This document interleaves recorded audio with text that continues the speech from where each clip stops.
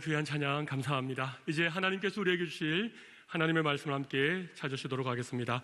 사도행전 9장 19절 하반절에서 31절의 말씀이 되겠습니다. 신약성경 202면에 있는 사도행전 9장 19절 하반절에서 31절 말씀을 함께 찾으시고 한 절씩 교독하도록 하겠습니다. 19절 하반절과 20절을 제가 먼저 읽겠습니다.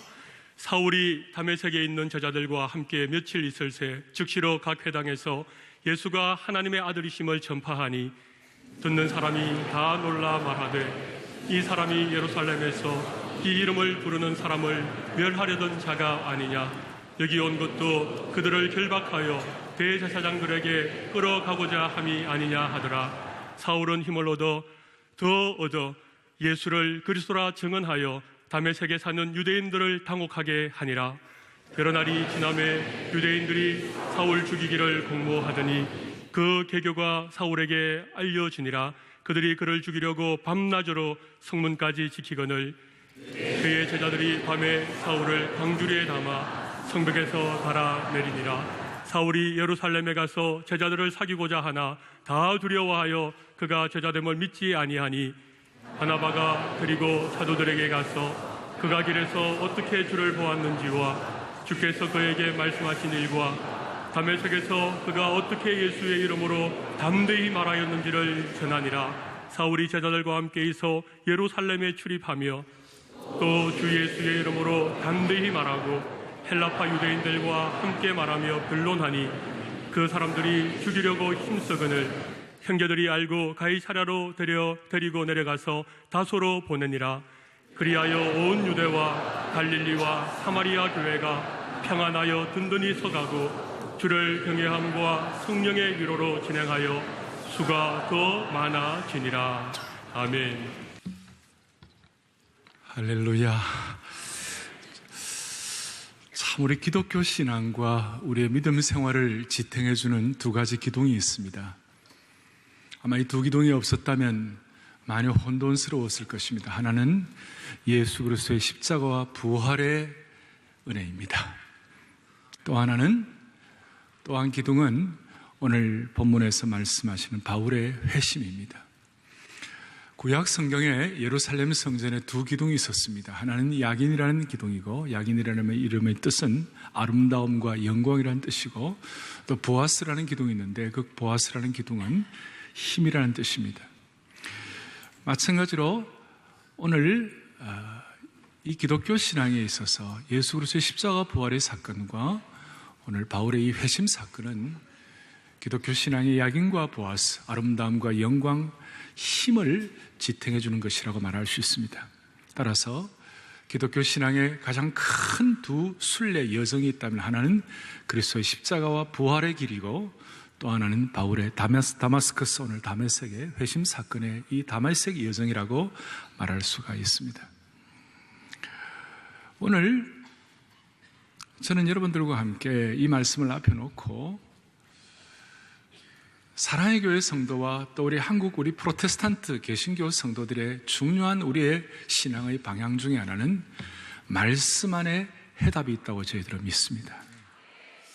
말씀 앞에 해답이 있다고 믿고, 동시에 오늘 저는 이 본문을 쭉 전체로 강의를 할 텐데 어느 말씀이 여러분들에게 지금 주님이 주시는 지혜로 주실지 저는 다 몰라요. 그러나 오늘 처음 여러분들이 찬송하실 때처럼 주님을 의지하여 지혜를 얻으리, 말씀을 의지하여 지혜를 얻는 시간이 되기를 바랍니다. 첫 번째로 생각할 것은 바울의 다마스커스 회심 사건, 다메섹으로 가는 길에 갑자기 하늘에서 해보다 밝은 빛이 번쩍 비쳤다고 그랬습니다. 그 비침 받아서 이 사울이 주여 니시니까 나는 내가 핍박하는 예수다. 그러고 난 다음 제가 무엇을 하면 좋겠습니까? 그럴 때 너는 내게 택한 그릇이다. 너는 내가 택한 그릇이다. 그 음성을 들었어요.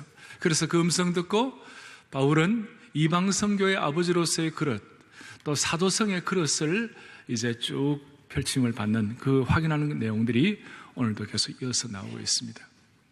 첫 번째로 우리가 먼저 생각할 것은, 여러분 이 사도 바울이 다메섹에서 마상에서 거꾸러진 거 다 알아요. 다 아는데 오늘도 사울이나 바울이나 제가 사울이라 해도 바울이로 생각해주고 바울이라고 생각해도 사울로 생각해요. 왔다 갔다 해도 여러분들 알아서 깨달으시기를 바라요. 예. 이 바울이 마상에서 거꾸러질 때 다메섹 도상의 경험을 하는 이 회심이 컨버전의 이 사건에 있어서 사울이 보태준 게 하나도 없어요. 자기가 사도가 되어 보여야 되겠다고 열심히 한 것도 아니에요. 자기가 무슨 어떤 불을 받아야겠다 그래 한 것도 아니에요. 이유는 모르지만 하나님이 그를 붙잡으시고 그를 그릇으로 써주시고 하나님 나라의 가장 강력한 도구로 만들어 주신 거예요. 할렐루야. 이유는 모르지만. 그래서 저는 이 바울의 회심을 생각할 때마다 은혜라는 말을 쓰지 않을 수가 없어요. 하도 요즘 은혜라는 말을 쓰니까 은혜의 말에 대해서 식상하다는 사람이 있지만 은혜는 절대로 식상한 용어가 아니에요. 은혜라는 말을 들으면 늘 가슴이 뛰어야 되는 것이에요. 에베소서 3장에 보니까 모든 성도 중에 지극히 작은 나에게 이 은혜를 주신 것은 이 사울의 고백이에요. 지극히 작은 나에게 이 은혜를 주신 것은. 그리고 갈라디아서 1장 15절 좀 보겠어요. 같이 읽어보겠습니다. 그러나 내 어머니의 태로부터 나를 택정하시고, 중요하죠. 나를 부르시니가 뭐로 불렀어요? 그 은혜로 부르셨다. 그의 은혜로 나를 부르셨다. 오늘도 우리의 마음속에 이 고백이 바울과 같이 있어야 오늘 이 말씀에 눈이 열리게 될 것이에요. 여러분, 그의 은혜로 우리를 부르셔서 이 자리에 와 있는 것이에요. 그리고 은혜에 관한 가장 클라이맥스가 절정이 뭐냐? 바울이 뭐라고 고백합니까? 고린도서 15장에 나 된 것은 하나님의 뭐로 된 것이라? 은혜로 된 것이라.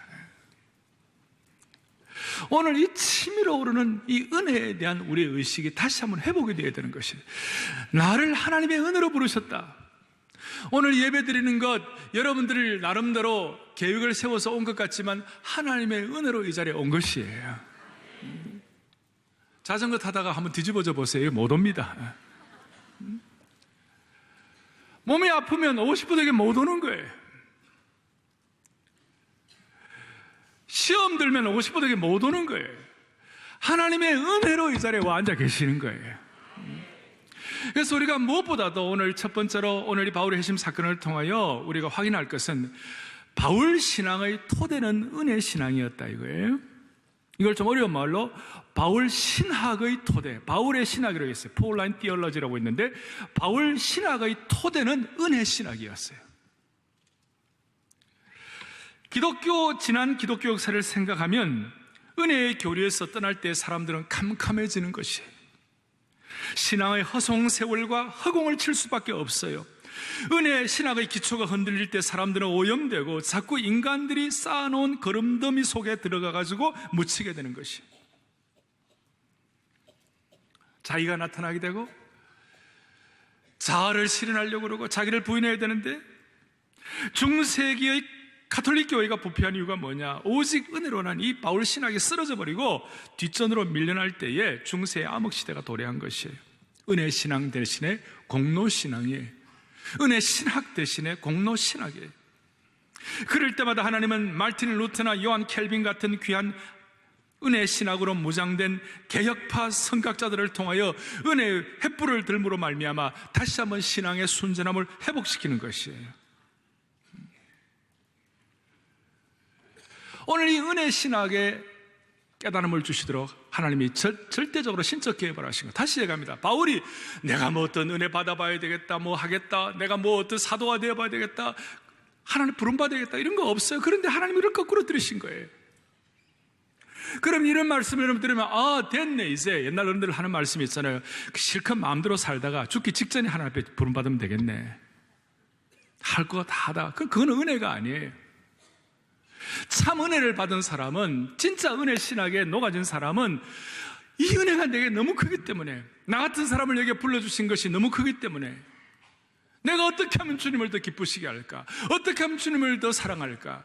어떤 이 세상의 조건을 만족시키는 신앙이 아니라 은혜에 대해서 감격하여 어떻게 반응할까? 이것이 신앙의 키가 되는 것이에요. 오늘 은혜 신앙, 은혜 신학의 하나의 현장이 뭐냐? 오늘 바울과 아나니아의 사건이에요. 아나니아를 하나님께서 기도로 말씀하시고 17절에 사울에게 보내죠. 보내가지고 17절에 보니까 아나니아가 바울에게 가서 사울에게 안수하여 형제 사울아 그러면서 기도해 주시는 거죠. 이 제자 아나니아와 사울이 같이 있는 것 자체가 은혜예요. 왜냐하면 사자와 어린 양이 함께 누워있는 믿기 힘든 상황이라고 말할 수 있어요. 과거에 사울은 분노에 차 있었고 그의 두 눈은 이글이글거렸으며 연약한 그리스도인들을 감옥에 잡아놓고 고문하고 때리고 죽였어요. 그가 이 아나니아와 함께 있는 것 자체가, 이 상황 자체가 은혜라는 거예요. 동시에 아나니아는 하나님의 은혜에 대해서 눈이 열린 사람이었기 때문에 바울에 대해서 얼마나 그 전에 사울의 입장에 있을 때 그가 죽인 사람들을 생각할 때마다 가슴이 아픈 일이죠. 사울 때문에 과부된 사람도 있고 사울 때문에 집안이 풍비박산이 되는 그런 집안도 있는 거예요. 그거 생각하면 기가 막힐 일이지만 그 사울에 대해서 칼로 찌르거나 복수하거나 침을 뱉거나 멸시하거나 뺨을 때리거나 그렇게 하지 않았어요. 돌을 던지지 않았어요. 감옥에 넣거나 불을 지르거나 물에 던지지 아니했어요. 그냥 은혜로 반응했어요. 따라서 사랑하는 교우들이여, 그리스도인이라는 사람들은 모든 신앙인들의 진정한 칼은 살다 보면 우리는 다 상처와 아픔과 한을 갖게 돼 있어요. 인생의 어떤 여정에서 많은 문제를 만나잖아요. 인생이란 것은 너무나 예기치 않던 일들의 수많은 연속들이 일어나잖아요. 그러다 보면 우리는 수많은 상처를 받게 되는 거예요. 그럴 때마다 우리는 어떻게 해야 돼요? 복수해야 돼요? 한을 어떻게 풀어야 돼요? 그리스도인의 복수의 칼은 성령의 검 곧 하나님의 말씀밖에 없다는 사실을 믿으셔야 돼요. 우리의 복수는 칼로 찌르는 것이 아니에요. 우리의 복수는 뭐냐? 말씀의 검을 가지고 주님의 지혜를 얻어야 돼요. 우리의 복수는 뭐냐? 중보기도해야 되는 거예요. 중보로 기도하는 것이에요. 그래서 우리가 갖고 있는 아픔과 상처와 한을 하나님의 방법으로 풀어나가는 것, 그것이 바로 은혜 신학의 토대 위에 서 있다고 말할 수 있습니다. 성경은 우리에게 이 은혜 신학에 물들어가지고 하나님의 방식을 따르는 것을 많이 우리에게 강조하고 있어요. 예를 들어서 구약에서 한나라는 여인이 있어요. 한나에게 분인나라는 여자는 아주 연적이었고 아주 사무엘상 1장 6절 이런 내용이 나와서 읽어보겠습니다. 여호와께서 그에게 임신하지 못하게 하심으로, 그 다음에요, 그의 적수인 분인나가 그를 심히 격분하게 하여 괴롭게 하더라. 보세요. 이 분인나에 대한 표현이 사무엘 기자가 뭐라고 얘기했느냐? 그의 적수인 분인나, 한마디로 원수라는 거예요. 원수 같은 여자라는 거예요. 얼마나 그를 격분시키고 그를 상처받게 하고 그를 모욕하는지 몰라요. 이런 상황에서 한나가 복수의 칼을 들고 찌르고 같이 상처내고 분인나의 뺨을 때린 것이 아니고 1장 10절 한나가 마음이 괴로워서 여호와께 기도하고 통곡하며, 한나의 유일한 방법은 뭐냐? 하나님 앞에 기도하고 통곡하는 것 외에는 다른 길이 없었어요. 당시에 한나 시대만 하더라도 우리처럼 66권의 이 정경, 모든 성경이 우리처럼 이렇게 다 주어진 것이 아니에요. 그 당시에 좀 있어봐야 율법 정도 있는 거예요. 그러니 한나가 쓸 수 있는 유일한 무기는 뭐냐? 한나의 복수의 칼은 뭐냐? 통곡하며 기도하고 중보기도 하고 주님 앞에 메어 달리는 것 외에는 다른 길이 없었던 것이에요. 오늘 사랑하는 교우들이여, 아나니아와 사울이 함께 서 있는 이 현장에 처한 상황을 우리가 생각하면서 우리는 우리의 삶의 복수의 칼을 성령의 검 그리고 중보기도의 능력으로 감당할 수 있으면 좋겠습니다. 그러면 이 은혜 신앙을 바탕으로 한 사람은 하나님의 은혜만 간구하고 아무것도 안 하느냐? 그게 아니에요. 이 사울이 하나님의 은혜를 받았을 때 결정적으로 드러난 변화가 있어요. 그게 두 번째로 생각할 거예요. 변화가 있어요. 자, 첫 번째는 뭐라고 그랬죠? 사울의 신앙의 토대는 뭐라고 그랬죠? 자, 두 번째, 이 은혜 신학을 바탕으로 한 변화가 있어요. 은혜를 받으면 받을수록 공통적으로 나타나는 변화가 있어요. 그 변화는 첫 번째 뭐냐? 19절 뒤에 사울이 다메섹에 있는 제자들과 함께 며칠 있을 적에, 제자들과 함께란 말에 줄을 그어보십시오. 바울의 은혜를 통한 회심의 결과가 첫 번째는 제자들과 함께였어요. 무슨 말이냐? 지금 우리는 가해자와 피해자가 함께 자리 잡고 있는 것을 목격하게 됩니다. 폭행자 바울과 피해자 다메섹에 있는 성도들이에요. 그런데 이런 은혜를 통하여 변화되고 난 다음에 사도 바울, 이 사울의 놀라운 변화의 첫 번째 나타나는 현상이 뭐냐? 교제권이 달라지기 시작한 거예요. 교제권이 달라졌어요. 핍박자가 예수님의 제자들과 교제를 나누는 사람으로 변화되기 시작한 거예요. 이것이 저기 뒤에 보니까 23절에 여러 날이 지나면 유대인들이 사울 죽이기를 공모한다 이런 말이 나올 정도로 이것이 유대교의 입장에 있어서 볼 때는 배신자였어요. 그러니까 유대 율법적 입장에 있는 사람들이 볼 때는 배신자의 라는 말을 들을 정도의 교제권이 달라지기 시작한 거예요. 그래서 그들은 특공대까지 조직할 정도로 바울을 미워했습니다. 세상 사람들이 미워할 정도로, 하나님이 기뻐하지 않는 사람들은 미워할 정도로 교제권이 달라지기 시작한 거예요. 바울의 입장에서는 그 당시에 초인류 학교인 율법 최고의 인류 학교에서 예수 학교로 이제는 동창생이 달라지기 시작한 거예요. 도박 친구들이 우리말로 하면 전도 친구로 바뀌고, 홍대 클럽 친구들이 성경 공부 친구로 바뀌고, 술 친구들이 우리가 다락방 친구들로 바뀌고, 교제권에 혁명적인 변화가 생기기 시작했어요. 여러분들이 지금 영적으로 조금 지금 좀 나약해졌다라고 생각이 되신다면 여러분들의 영적 교제권을 점검할 필요가 있습니다. 동시에 또 어떤 사람들은 영적인 히키코모리란 말 아시죠? 사회생활 적응 못하고 집에만 틀에 박혀 사는 병적인 사람들. 어떤 사람이 이런 영적 교제권, 예배 교제권에 나오지 못하고 집에서 인터넷만 갖고 계신 분이 있어요. 그것도 좀 신앙적으로 건강하다고 말할 수가 없어요. 오늘 우리 사랑하는 성도들 모두에게 하나님의 은혜의 그릇으로 준비되기 위해 이런 영적 교제권의 변화를 허락해 주시기를 바랍니다.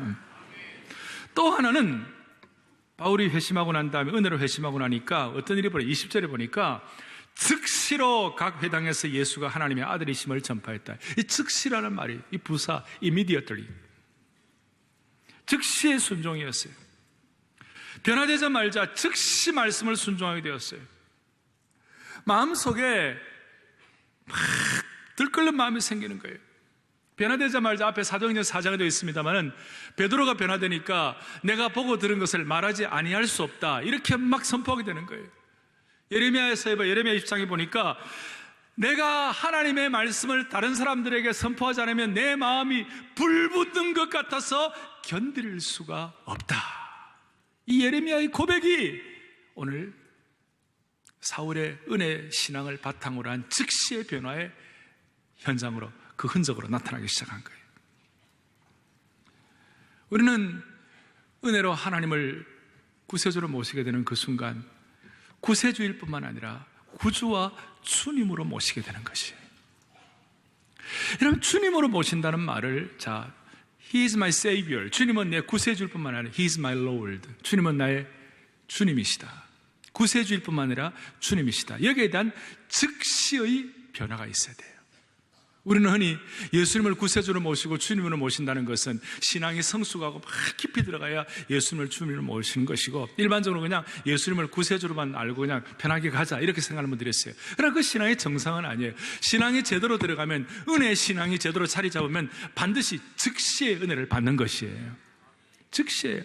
한국 교회가 또 우리들의 삶에 이 즉시의 은혜를 순종하지 못해가지고 지금 얼마나 많은 공동체나 신앙의 문제가 훼손되고 힘을 잃어버리고 있는지 몰라요. 즉시예요. 사랑하는 교우들이여, 우리가 언제까지 자신을 머뭇거리게 하겠습니까? 언제까지 둘 사이에서 결정하지 못하고 멈칫거리고 있겠어요? 봐서는 안 되고 가서는 안 되며 해서는 안 될 일을 지금 하고 있는 것이 무엇이에요? 즉시로 해결해야 할 문제들. 우리가 우리의 마음속에 불타는 것 같은 복음 전도에 대한 열정이 생기지 않는 이유, 왜 즉시가 안 되는가? 그 중에 하나는 내 마음에 다른 무엇이 너무 크게 자리 잡고 있어서 그래요. 아니, 다른 것이 너무 많이 자리 잡고 있을 때 주님을 사랑한다 하지만 진짜 사랑은 아니에요. 주님을 향한 사랑의 우선순위가 되지 않는 나머지 사랑은 다 그것이 가짜예요. 그것은 다 시간이 지나면 다 변화되게 되어 있는 것이에요. 주님을 향한 우리의 즉시의 순종을 통한 사랑이 제대로 가야 나머지 가족과 이웃들을 사랑하는 것이 진짜가 될 수가 있는 것이에요. 오늘부터 우리의 마음속에 즉시의 은혜를 베풀어 주십시오. 또 하나의 변화는 오늘 22절에 나와 있습니다. 사울은 힘을 얻는 거예요. 권능을 얻는 거예요. 그리고 예수를 그리스도라 증언하여 다메섹에서 사는 유대인들을 당혹하게 하니라. 힘을 얻어가지고 그 유대인들을 당혹하게 하니라. 이 말이 옛날 성경에는 굴복시키니라 이런 말이 나와 있어요. 이 당혹하게 한다는 말은 능력을 나타내는 말, 능력이 너무 커서 그 능력 때문에 사람들이 완전히 굴복되었다 이런 뜻이에요. 우리말로 하면 영권이 생긴 거예요. 영적인 권세와 능력이 생기기 시작한 거예요. 히브리서 기자의 고백대로 세상이 감당치 못할 사람이 되는 것이에요. 예수 믿고 은혜 신앙의 바탕을 두면 하나님이 하나님의 사람들에게 더 이상 수치와 부끄러움을 당하지 않도록 각자에게 맞는 영적인 권세를 주세요. 이건 제 얘기가 아니에요. 영접하는 자, 곧 그 이름을 믿는 자들에게는 하나님의 자녀가 되는 뭘 주셨다고요? 권세를 주셨다. 권능을 주셨다. 세상 앞에서도 너무 자아가거나 너무 비참하지 않도록 하나님께서 힘을 주시고 권능을 주신 것을 믿으셔야 되시는 거예요. 누가복음 10장 19절을 다 같이 보겠습니다. 읽어보겠습니다.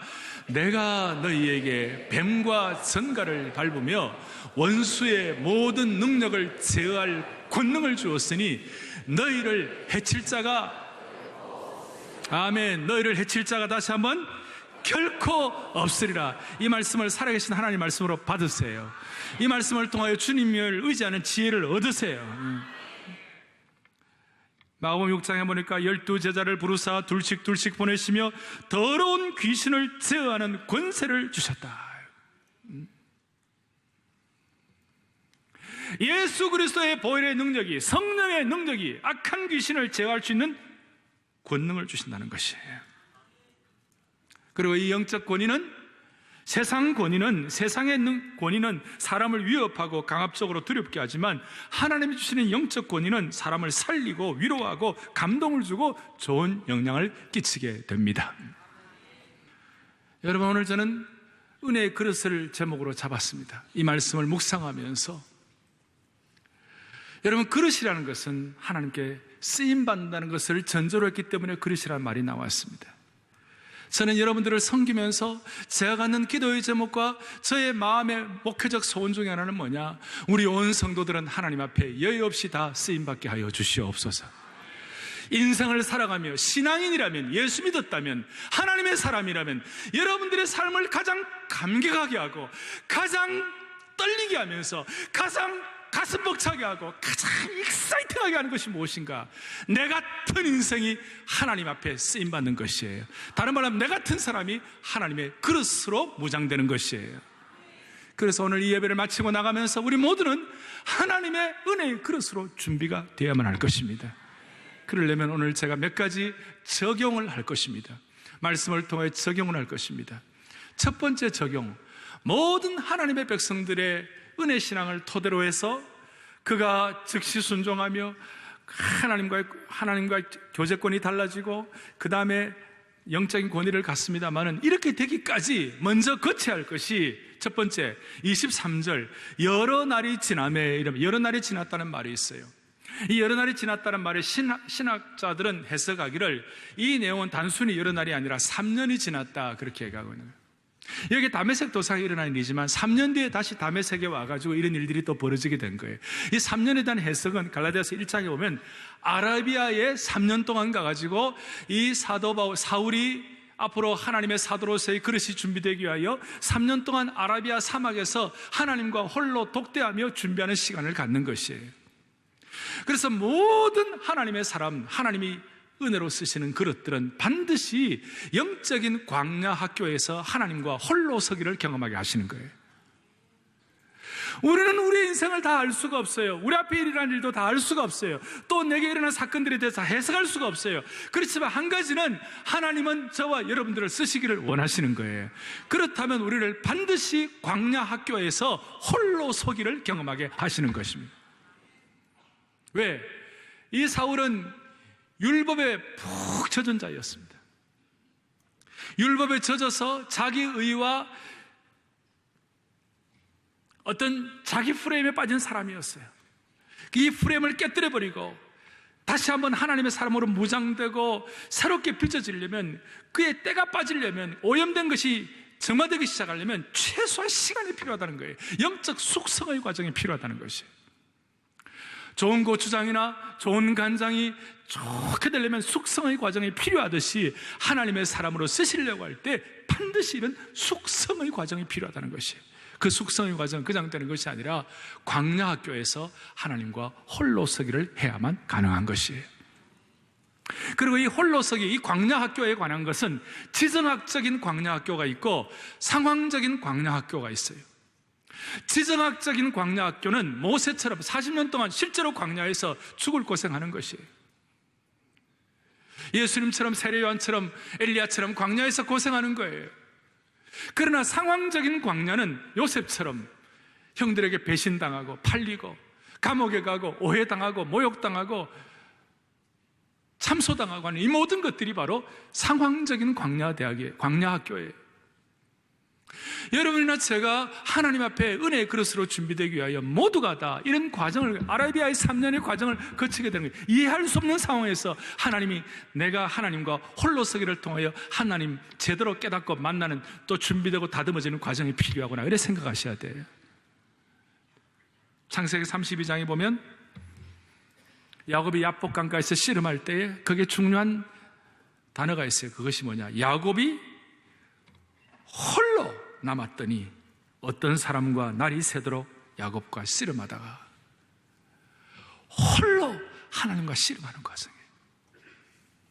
모세도 홀로 광야에서 하나님과 홀로 서기, 그가 함으로 말하면 나중에 그 광야에서 하나님의 놀라운 말씀을 율법으로 받게 된 것입니다. 예외가 없습니다. 지정학적이든 상황적이든 저와 여러분들에게 하나님은 홀로 서기를 통한 광야 학교를 거치게 하십니다. 그것이 어떤지 저는 다 모릅니다. 어떤 사람은 처절한 가난일 수도 있고, 어떤 사람은 인간관계의 고통일 수도 있고, 어떤 사람은 이해 못하는 가족관계의 아픔일 수도 있어요. 저는 다 모릅니다만은 그 하나님의 홀로서기의 과정을 잘 필수과목으로 통과하시기를 바랍니다. 이건 필수과목이에요. 선택과목이 아니에요.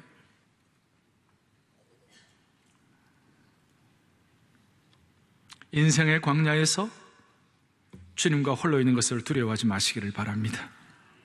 세상은 홀로 내어버린 자를 외면하지만 하나님은 언제나 홀로 있는 자에 대해서 연민하고 긍휼히 여겨주시는 것입니다. 한 가지 조심할 것은 홀로 서기와 홀로 숨기를 구별해야 합니다. 인적이 없는 곳으로 도피하는 것은 광야에서 홀로 서기와는 전혀 다른 것입니다. 홀로 서기와 홀로 숨기는 차이가 있습니다. 홀로 서기는 하나님의 선물이며 타락 이전에도 존재했습니다. 그런데 홀로 숨기는 타락 이후에, 하나님을 불순종한 이후에 찾아온 저주라고 말할 수 있습니다. 홀로 서기는 하나님과의 만남으로 연결되지만 홀로 숨기는 하나님으로부터의 도피, 하나님의 낯을 피해 도망하는 것으로 연결되는 것입니다. 광야에서 홀로 서기를 통하여 다듬어지시되 홀로 숨기는 하지 마시기를 바랍니다. 이 홀로 서기의 필수 과목을 통과하면 두 번째 하나님 주시는 과정이 무엇인가? 23절부터 25절, 여러 날이 지나며 유대인들이 사울 죽이기를 공모했다 그러고 24절에 밤낮으로 성문까지 지키거나 그를 죽이려고 25절에 그의 제자들이 밤에 사울을 광주리에 담아 성벽에 달아내리니라. 이제 드디어 고난이 시작됩니다. 고난의 학교가 시작됩니다. 다메섹 사역에서 먼저 저항에 부딪혔습니다. 유대인들이 아레다 왕과 결탁하여 사울을 죽이려고 성문 밑에 잠복시켰습니다. 성벽에 살던 어떤 성도 덕분에 사울은 겨우 도망갈 수가 있었습니다. 칠흑같이 깜깜한 밤에 그는 광주리에 담겨서 성벽 아래로 내려졌습니다. 이것은 바울의 고난의 서막에 불과했습니다. 서론 입고도 안 됩니다. 그 이후에 펼쳐진 고난의 학교의 과정은 말로 다 할 수가 없었습니다. 고린도후서 11장에 보면 바울의 이 고난의 고통의 과정을 쭉 설명하는 그 중에 24절부터 26절까지 같이 한번 우리 보겠습니다. 보죠. 유대인들에게서 40에 하나 감한매를, 자, 우리 여러분 이거 좀 읽고 고난을 좀 우리가 이렇게 공감 좀 하십시다. 25절 시작. 3번 태장으로 맞고 1번 돌로 맞고 3번 파선하고 일주야를 깊은 바다에 지냈습니다. 26절 여러 번 여행하면서 강의 위협과 강도의 위협과 동조의 위협과 이방인의 위협과 시내의 위협과 광야의 위험과 바다의 위험과 거짓 형제 중에 위험을 당하고, 저기에 여러분 위험이란 말을 다 고난으로 바꿔가지고 한 번 더 하겠습니다. 고난을 시작. 여러 번 여행하면서 강의 고난과 강도의 고난과 동족의 고난과 이방인의 고난과 시내의 고난과 광야의 고난과 바다의 고난과 거짓 형제 중에 고난을 당하고. 자, 저거 정도가 아니에요. 그 뒤에 나오는데 이 일은 고사하고 이건 또 아무것도 아니다. 내 속에서 날마다 눌리는 것이 있다. 그것이 뭐냐? 주의 몸된 교회를 위하여 고통하는 그것이 내게는 날마다 나를 누르고 있다. 그런 차원에서 이 고난학교는 모든 예수 믿는 사람들이 하나님의 은혜의 그릇으로 준비되기 위하여 꼭 이수해야 할 필수 과목입니다. 그래서 이 고난은 제자의 도의 명백한 훈장이라고 말할 수 있습니다. 고난은 제자의 도의 명백한 훈장이란 말에서 어떻게 생각하시는지, 이게 그냥 말의 수사일까? 고난이 예수님의 도의 이 기독교의 훈장이라는 말은 그리스도인의 실체라고 할 수 있어요. 이것은 다른 말로 하면 내 몸에 예수님의 흔적을 지닌다고 말할 수 있어요. 바울은 날마다 한 얘기가 내가 내 몸에 예수님의 흔적을 지니고 있다. 사랑하는 교우들이여, 주 안에 사랑하는 형제자매 여러분, 예외가 없습니다. 오늘 이렇게 우리는 선남선녀로 성장을 하고 주일날 기대를 하면서 이 예배에 나와 있습니다만은 우리 모두가 다 주님 앞에 서는 그날까지 하나님의 은혜의 그릇으로 준비되기 위하여, 쓰임받기 위하여 우리 모두에게는 이 고난을 통한 예수님의 흔적을 지녀야만 할 것입니다. 예수님의 흔적은, 내 몸에 계시는 예수님의 흔적은 예수 그리스도와 함께 당하는 고난 외에는 당한 것이 없어요.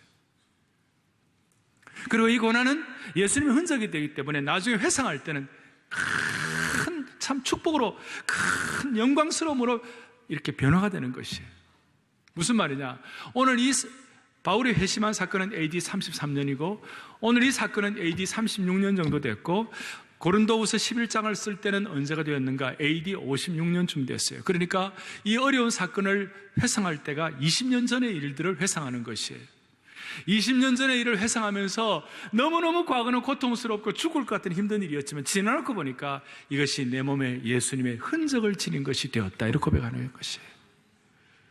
공동체적으로, 개인적으로 말로 다 알 수 없는 마음의 아픔과 짐이 있다 하더라도 10년, 20년 뒤에 이걸 돌이켜보면 내 몸에 그리스도의 흔적을 지녔노라, 이렇게 고백할 수 있도록 축복해 주시기를 원합니다. 그래서 바울은 한결같은 그의 신앙의 슬로건 뭐냐? 로마서 8장에 생각한데 현재의 고난은 장차 우리에게 나타날 영광과 촉히 비교할 수 없노라. 마지막 넘어야 할 학교가 또 하나 있어요. 그것이 관계대학이에요. 그것이 오늘 26절부터 30절까지 나타나 있는 것이에요. 26절에 보니까 사울이 예루살렘에 가서 제자들을 사귀고자 하나 다 두려워하여 그가 제자됨을 믿지 아니했어요. 그런데 바나바가 데리고 가가지고 사도로에 가서 그가 길에서 어떻게 주를 보았는지, 주께서 그에게 말씀하신 일과 다메섹에서 그가 어떻게 예수 이름으로 담대히 말하였는지를 증언하니라. 무슨 뜻이에요? 이렇게 3년 동안 광야학교와 또 고난학교를 거치면서 준비됐는데 예루살렘 교회 사람들이 서먹서먹하게 받아주지를 않는 거예요. 그래도 저 옛날에 폭행자였고 저 사람 살인자 아니야? 안 받아주는 거예요. 그랬을 때 하나님께서 세우신, 하나님이 예비하신 바나바라는 너무 마음 좋고 귀한 바나바. 저는 바나바를 생각할 때 위로가 되고 축복이 돼요. 온유한 사람이에요. 왜? 앞으로도 바나바, 뒤로도 바나바. 바나바는 너무너무 이렇게 인격적으로 온유한 사람이에요. 평생 오늘 이후로 사울과 바울과 함께 평생 우정을 나누고 바울에게 있어서는 평생 은인이 되었어요. 아무도 보증서려는 사람이 없고 아무도 바울의 인격됨을, 신용을 보증서려고 하는 사람이 없었어요. 그럴 때 이 바나바가 사울의 손을 잡고 요한에게 가서, 요한 사도, 이 사울은 내가 개런티할 수 있네, 내가 크레딧을 줄 수 있네, 이 사울의 회심은 참되고 진실해. 빌립 사도에게 가고, 빌립 안심해, 걱정하지 마. 마태에게 가가지고 이제는 내가 보장할 테니까 믿어주고 받아줘. 나중에 갈라디아서에 보면요, 예루살렘 교회에 가서 이와 같이 바나바가 안내하고 그렇게 하니까 거기 있는 사람들이, 특별히 예수님의 동생 야고보가 이 바울과 함께 교제권에 들어가기 시작했고, 그러니까 사울이 예수님의 동생 야고보와 이렇게 교제권에 들어갔고, 또 베드로와 함께 갈라디아서 1장에 보면 15일 동안 함께 유하면서 교제하면서 거기서 드디어 치유받고 회복되고 새로워지고 하나님 나라를 위하여 준비되는 그릇이 될 수가 있었습니다. 오늘 이 교제학교, 아까 제가 교제권이 달라진다고 그랬는데, 사랑하는 형제자매 여러분, 오늘 이 교제학교를 통한 하나님께 쓰임받는 그릇이 준비되는 사랑의 교회 되기를 바랍니다. 저는 사람과의 관계에 있어서 세상과 교회의 차이가 무엇일까 생각해 보았습니다. 한마디로 세상은 비참한 사람들을 더욱 비참하게 만드는 곳이에요. 요한복음 8장 보면 가늠한 여인들을 더 수치와 부끄러움을 주는 것이 세상입니다. 그러나 교회는 비참한 사람들을 위로하고 세우는 곳입니다. 예수님은 수치로 떨고 있는 그 여인의 마음을 위로하고 무너진 삶을 세워주었습니다. 세상의 방식은요, 창세기 4장에 보면 라멕이라는 사람이 나오는데, 라멕이 상처받고 고통받았을 때 나는 77배로 원수들에게 복수하리라 이런 말이 나와요. 77배로 대갚아준다는 것이에요. 그런데 하나님 나라의 교제대학에 들어오면, 교제학교에 들어오면 77배가 아니라 70번씩 7번이라도 용서하는 축복을 받게 되는 것이에요. 이것이 하나님 나라의 교제학교의 특징이에요. 정리하겠습니다. 마지막 31절 다시 한번 다 같이 31절을 또박또박 읽겠습니다. 시작. 그리하여 온 유대와 갈릴리아와 사마리아와 교회가 평안하여 든든히 서가고 주를 경외함과 성령의 위로로 진행하여 수가 더 많아지니라. 아멘. 31절을 잘 보세요. 여러분, 이게 공동체 교회예요. 이 교회를 사랑의 교회라 눈에 보이는 유행교회만 말씀하면 안 돼요. 여러분 개인도 이 교회들을 접목할 수 있어요. 겉으로 드러난 축복이 있고 내면의 축복이 있어요. 외형적 은혜와 내적 축복이 있어요. 외형적 은혜가 뭐냐? 그것은 교회가 평안하여 든든히 서가는 것입니다. 하나님의 공동체인 교회와 무형 교회인 여러분들 자신이 평안하여 든든히 서가는 것은 이런 하나님이 쓰시는 은혜 그릇으로 준비될 때 이 축복을 외형적으로 받습니다. 동시에 내면적으로는 주를 경외함과 성령의 위로가 있는 것입니다. 어떤 교회든 하나님을, 거룩한 하나님을 두려워하고 경외하고 성령의 위로가 있는 주님의 몸된 공동체는 하나님 앞에 쓰임받을 수가 있는 것입니다. 교회는 성령의 위로가 있는 곳입니다. 따라하겠습니다. 교회는 성령의 위로가 있는 곳이다. 오늘 외면적인 평안함과 든든함을 주시고 내적인 은혜인 하나님을 경외함과 성령의 위로가 풍성한 개인 공동체 되기를 주님의 이름으로 간절히 축복합니다. 다 손을 펼치시기 바랍니다. 다 손을 펼치시고 우리가 하나님 앞에 이 시간 성령의 위로가 있는 교회가 되게 하여 주십시오. 사랑의 교제와 나눔이 있는 교회가 되게 하여 주십시오.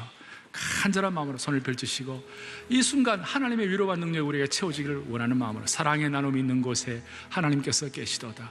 성령의 위로가 있는 곳에 하나님께서 계시도다. 은혜의 그릇이 되는 곳에 하나님께서 계시도다. 찬양하고 기도하겠습니다. 사랑의 나눔. 사랑 있는 곳에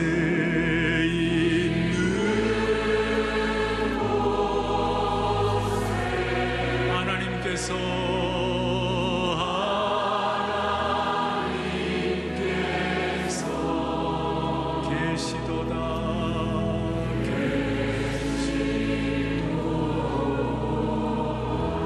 사랑의 교제 있는 곳에 사랑의 교제 있는 곳에 있는 곳에 찬양대 하나님께서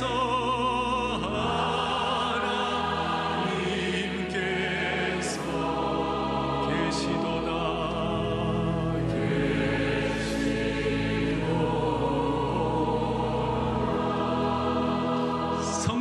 위로 있는 곳에 성령의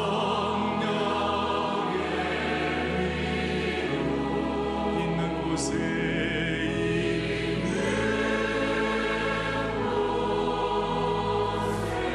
하나님께서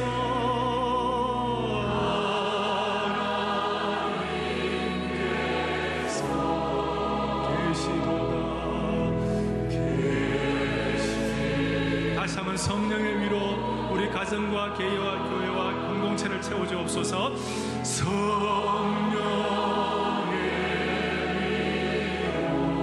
있는 곳에 있는 하나님께서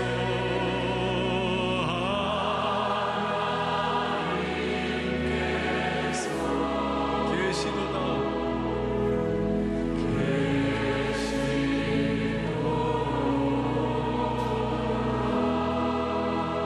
가슴에 손을 얹고 하나님이 우리 모두를 은혜의 그릇으로 준비되기를 원하는 줄로 믿습니다. 그 마음으로 은혜의 그릇 있는 곳에 하나님께서 계시도다. 주님의 임재를 이 시간 갈망하면서 또 확신하면서 은혜의 그릇 있는 곳에 하나님께서 주여 평생 주님 앞에 아름답게 쓰임받게 하여 주시옵시고 가면 갈수록 더 귀한 은혜의 그릇 되게 하여 주시옵소서. 그런 마음으로 은혜의 그릇 있는 곳에 소원하면서 기도하겠습니다.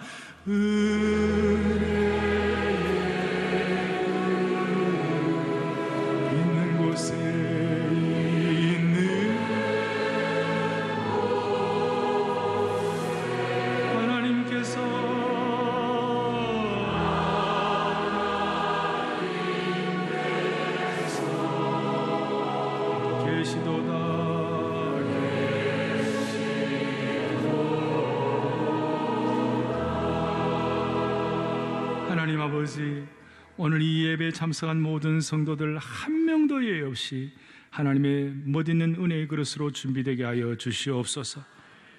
사울을 꺾으신 주님, 우리도 꺾어주셔서 사역의 참된 필수 과목들을 이수하게 하여 주심으로 다시 한번 하나님이 마음껏 쓰시는 은혜의 그릇으로 준비될 수 있도록 도와주시옵소서.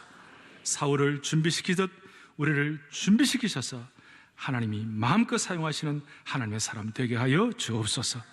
우리 주 예수 그리스도를 받들어 간절히 기도 올리옵나이다. 아멘.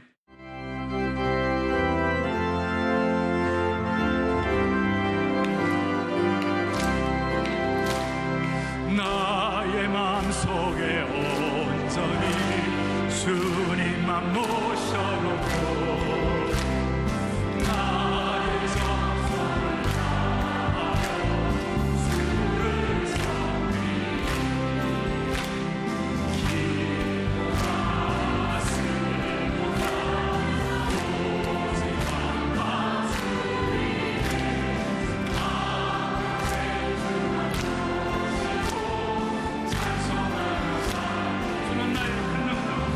주는 나의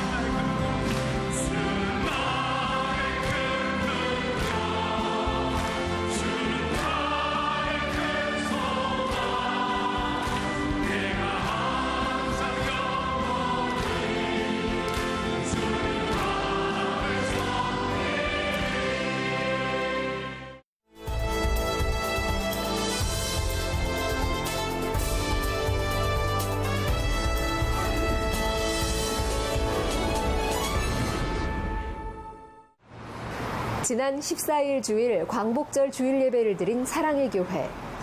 오정현 담임 목사는 요엘서 본문으로 나라 사랑 실천이란 말씀을 전하며 영적 해방의 의미를 되새기고 나라 사랑하는 마음으로 금식하며 기도할 때 개인과 공동체가 온전해질 수 있다고 강조했습니다. 여러분, 금식하면요, 재앙이 결정되었더라도 그 재앙이 면해지는 것이에요. 니느웨는 망하기로 작정이 되었어요. 하나님 니느웨를 망하게 하겠다 작정했어요. 그래도 아까 말했죠. 하나님의 The Day of the Lord, 하나님의 여호와의 날, 멸망의 날이 있지만 그 멸망의 날을 선포한 이유는 뭐냐면 그 날을 망하게 하기 위하여 한 것이 아니라 회복하고 돌아오기 위하여 하나님께서 그 말씀을 경고하시는 것이에요. 재앙이 결정되었더라도 그 재앙을 면하게 하시는 하나님의 원자력적인 능력이 금식이에요. 71주년 8.15 광복절 기념 은평구민 구국성회가 은평감리교회에서 열렸는데요. 대회장인 은평제일교회 심화보 목사의 개회사로 시작해 은평구 교회 연합성가대의 찬양으로 은혜를 나누고 예배의 설교에서 오정현 담임 목사는 이스라엘 민족에게 선포되었던 여호와의 날의 의미를 되새기고 하나님이 일하시는 삶을 살며 다 같이 무릎을 꿇을 때 우리 민족을 새롭게 해주실 것이라는 말씀을 전했습니다. 이어서 나라와 민족을 위해 합심해 기도하는 시간을 가지고 은평구의 유일한 생존 독립운동가 이종열 선생의 만세삼창 선창으로 광복의 기쁨을 되새겼습니다. 영적 해방의 은혜를 베풀어 주심을 감사하고 대한민국이 제사장 나라로 쓰임받아 피 흘림 없는 복음적 평화 통일의 산 제물 되기를 바라며 나라 사랑의 결의를 다진 광복주일. 온 성도가 나라와 민족을 위해 한 뜻 한 마음으로 나아가기를 소망합니다.